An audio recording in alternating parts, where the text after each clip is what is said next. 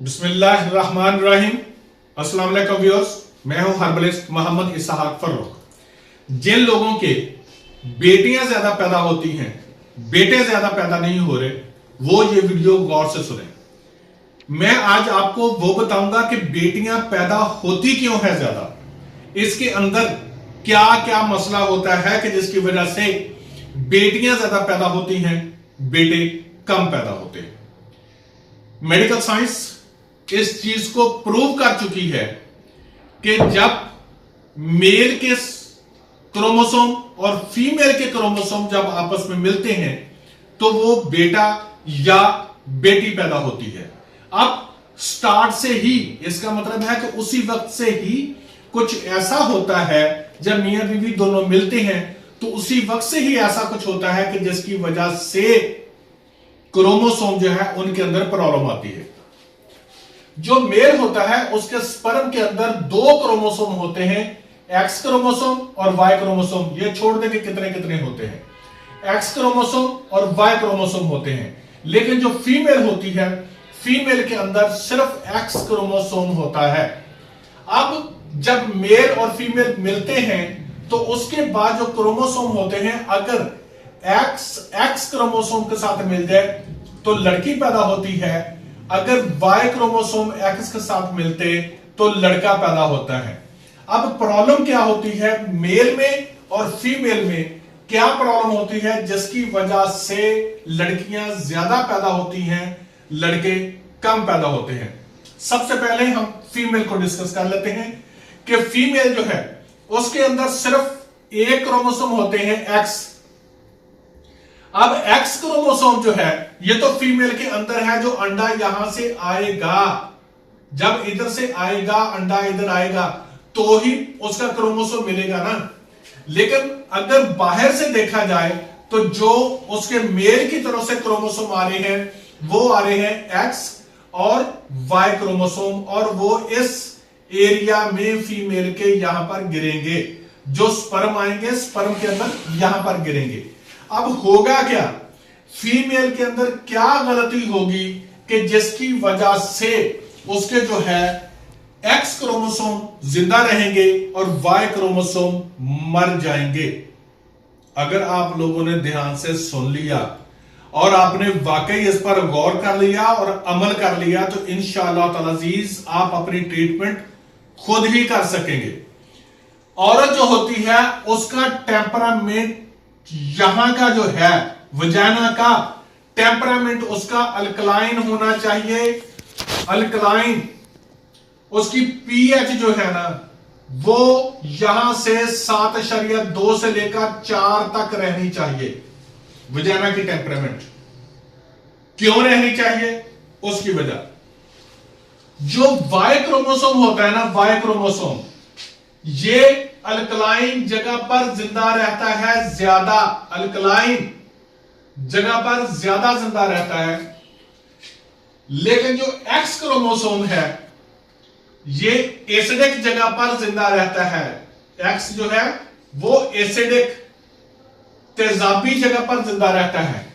अगर इसको दोनों को मैं बड़े आम अल्फाज में कहूं तो अगर गर्मी ज्यादा होगी फीमेल में तो वाई क्रोमोसोम जिंदा रहेगा, एक्स क्रोमोसोम मर जाएगा, एक्स क्रोमोसोम जिंदा रहेगा। अगर गर्मी होगी फीमेल में ज्यादा तो एक्स क्रोमोसोम जिंदा रहेगा क्योंकि ये एसिडिक जगह पर रहना है, और वाई क्रोमोसोम जल्दी मर जाएगा, ज्यादा से ज्यादा 6-7 घंटों के अंदर। और अगर अल्कलाइन होगा तो वाई क्रोमोसोम जिंदा रहेगा, एक्स क्रोमोसोम मर जाएगा। जब वाई क्रोमोसोम जिंदा रहेगा तो उसके चांसेस ज्यादा होंगे, क्योंकि वाई जिंदा रहा, वो औरत के एक्स क्रोमोसोम जो अंडा आएगा एक्स क्रोमोसोम के साथ यहां से जाके जब मिलेगा तो उसके अंदर वाई क्रोमोसोम जिंदा होगा तो बेटा पैदा होगा। ठीक है जी। लेकिन अगर औरत की वजाना एसिडिक होगी, उसके अंदर गर्मी ज्यादा होगी, उसको कोई इंफेक्शन है, एसिडिक होगी क्यों, उसको अगर कोई गलोरिया है तब एसिडिक होगी, अगर उसको सुजाक है तब एसिडिक होगी। अगर वो गर्म चीजें ज्यादा खाती है, बर्गर शवार में पिज्जे सारा कुछ ऐसी चीजें ज्यादा खाती है और बड़ी खुश होती है कि मैं जो कुछ खा रही हूं, ऐसी लड़कियों को जो बर्गर शवार में पिज्जे ज्यादा नूडल्स मैक्रोनियां खाती है, याद रखना की बेटियां ज्यादा पैदा होती हैं। और कुछ देर से आपने देख ले कि औरतों के यहां बेटियां ज्यादा पैदा हो रही हैं, सिर्फ वजह भी उसकी यही है। तो क्या होगा, उसकी एसिडिक है तो एक्स क्रोमोसोम जो है वो जिंदा रहेंगे।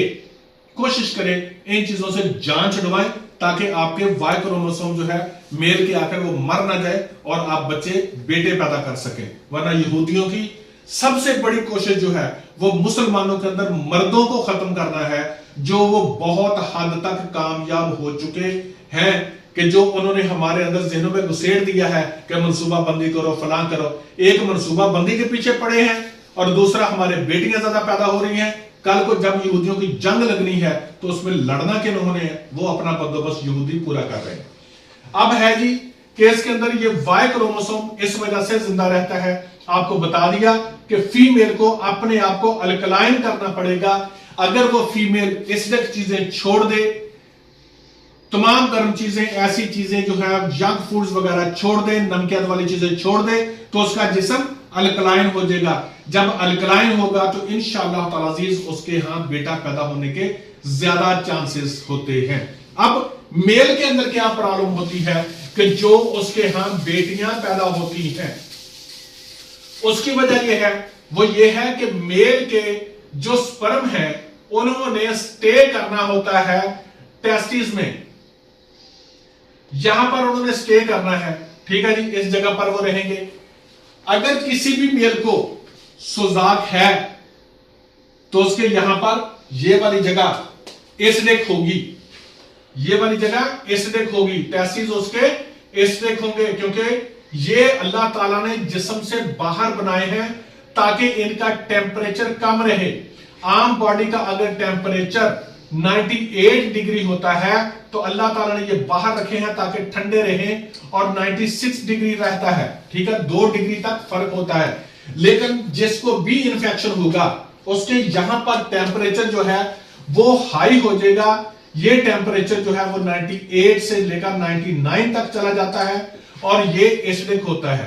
जब एसिडिक होता है तो उसके स्पर्म जो होते हैं एक तो वो डेड हो जाते हैं, दूसरा अगर पास पैदा हो जाती है उनके अंदर अमूमी तौर पर ऐसे मरीज जो होते हैं वो पास होती है, ठीक है। तीसरा उसके वाई क्रोमोसोम स्पर्म्स के अंदर यहीं से ही मरे जाते हैं और सिर्फ एक्स जिंदा होते हैं। और एक्स आपको पता है जब फीमेल के एक्स से मिलता है तो लड़की पैदा होती है। यानी मर्द के अंदर अगर कोई इंफेक्शन है, उसको पास आ रही है, तो वो अपने पास का पहले इलाज करे। एसिडिक है, उसका टेम्परेचर ज्यादा है तो उसको कम करे, ठंडे पानी में बैठे, ठंडे पानी में रहे, अंडरवेयर ज्यादा ना पहन के रखे, जीन्स की जो पैंटे हैं उनको ज्यादा ना पहने, गर्म माहौल के अंदर रहता है तो उसको ठंडा रखे, ठीक है, ताकि वाई क्रोमोसोम जिंदा रह सके। तीसरा ये कि भाईजान अगर वो शख्स उसको अल्ट्रासाउंड करवाना चाहिए, पहले मैं अल्ट्रासाउंड का नाम भी लिख देता हूं कि अगर किसी भी शख्स के है उसको सक्रूटल